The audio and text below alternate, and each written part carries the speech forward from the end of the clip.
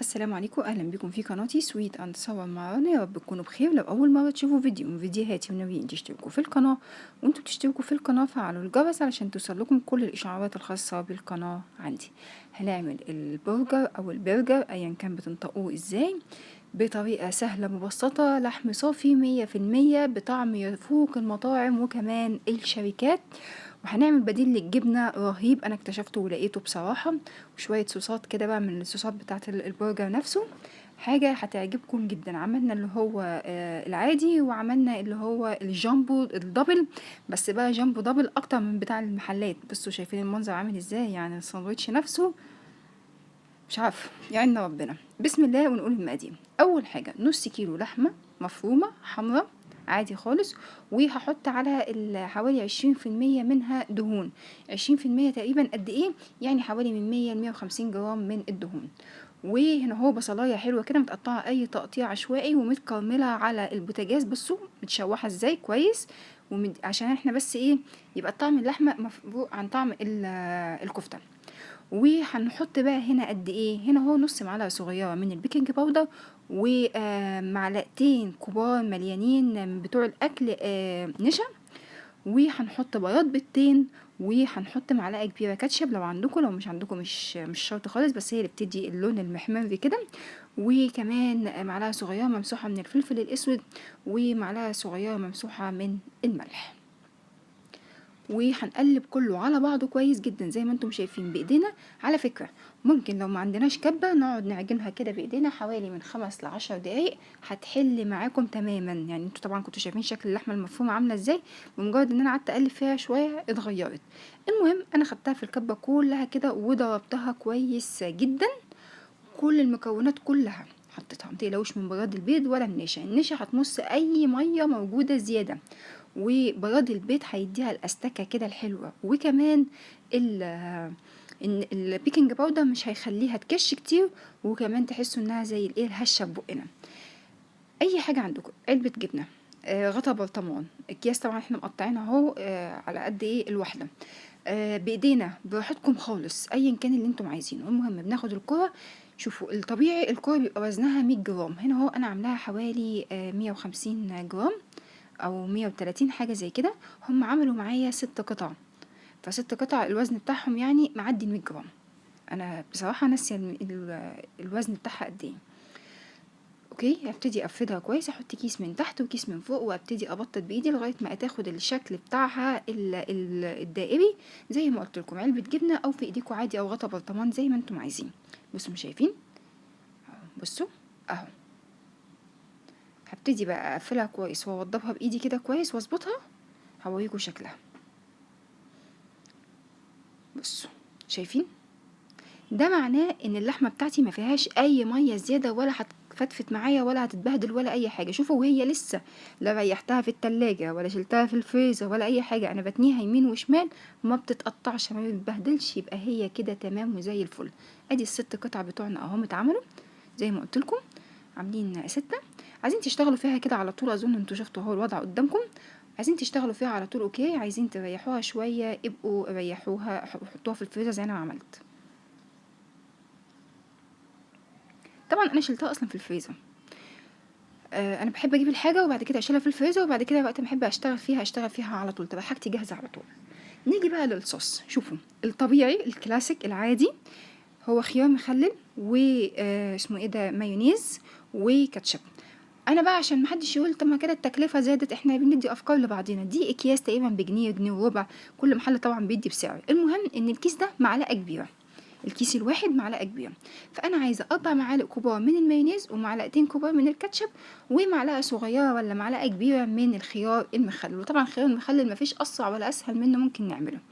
لكن بقى اللي هو بقى ايه، في مطاعم تانية احنا بنروح ناكل كده فنلاقي الصوص حاجه تانية بقى خالص، يعني اللي هو مش اللي احنا بنعمله، لا صوص بقى ايه متكلف زي ما بنقول.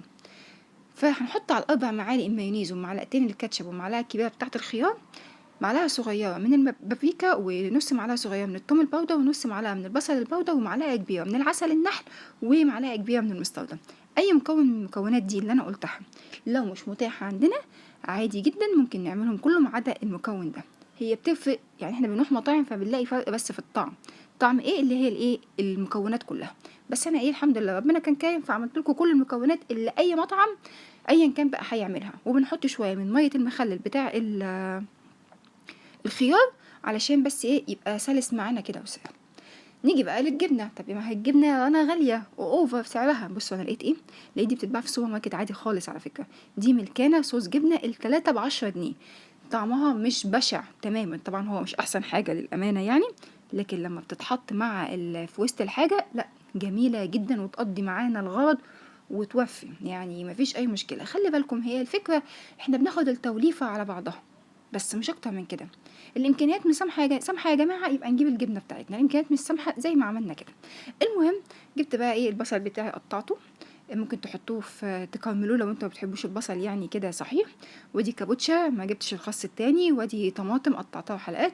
هي الحاجه الوحيده اللي جبتها وما قدرتش اجيب بديل منها هو الريتش بيك، علشان طعمه بيبقى حلو في الساندوتشات حقيقي. يعني لسه لحد دلوقتي انا ما لقيتش فيديو وما لقيتش قناه بتعمل لي كايزر او فينو زيهم كده في السلاسه والهشاشه بتاعتهم والطعم الحلو ده. ما بنعرفش نجيبه. هو للامانه معمول فيه حاجات كتير صويا، يعني قمح صويا، دي صويا، في لبن صويا، فطبعا هو ده اللي فرق في الطعم. المهم بنجيب الكايزر بتاعنا وبنحط طاسه كده وبنحط فيها سمنه، زيت، زبده زي ما انتم عايزين، هو الاصل زبده طبعا. وبنديله بس ايه الحته دي اللي هي القرمشه دي. ليه بقى؟ دي اللي هتخليه يعني تحميه من كميه السوائل اللي موجوده، سواء في الصوص او في الطماطم، كل الحاجات اللي موجوده دي كلها كده، فما تخلوش يتقطع معايا وانا باكل. فدي بتعمل له طبقه بسيبها في الهواء كده. اول حاجه ببتدي بيها علشان تنشف، كل ما هتنشف كل ما هتستحمل معايا اكتر.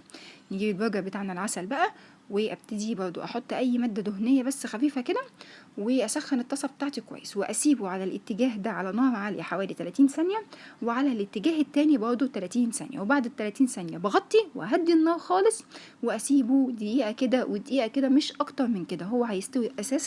واللحم المفروم معروف انه ما بياخدش وقت. نيجي بقى لتكوين الساندوتش بتاعنا.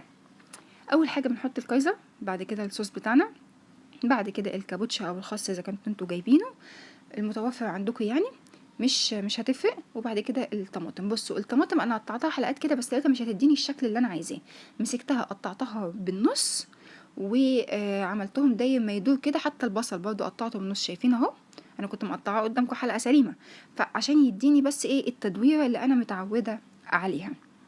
شايفين اهو، هو ده اللي انا كنت اقصده.